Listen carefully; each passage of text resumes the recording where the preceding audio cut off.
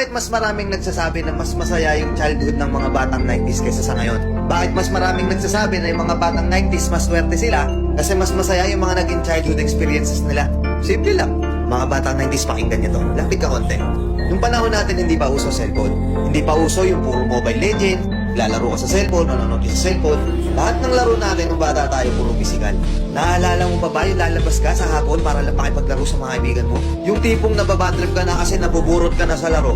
Pero tuloy ka pa rin kasi masaya ka makipaglaro sa kanila. Yung tipong lalabas ka ng alas 3 ng hapon hanggang alas 6, hindi ka na pwedeng magpagabi kasi mapapalo ka. Pero yung maiksing oras na yun para makapaglaro ka, pakiramdam mo ang haba-haba na. Naalala mo pa ba? Paggaling mo sa eskwela, madaling-madali ka kasi may papanoorin ka pa.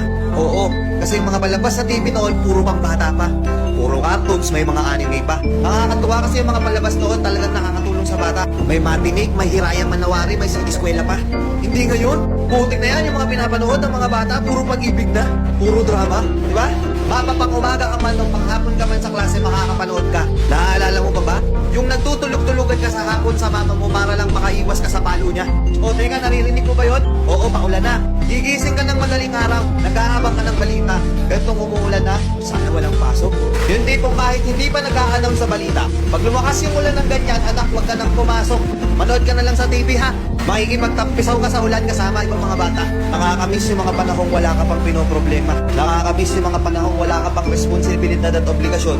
Nakakamiss yung mga panahon nung ikaw ay bata pa. Pero napapansin ko, bakit hindi ko na nakikita yung mga ganong klaseng bata? Sa tuwing lumalabas ako, napapansin ko napakatahimik na ng iskinita. Hapon na, oras na ng paglalaro nila. Pero bakit ganon wala ng mga bata? Nasaan na sila?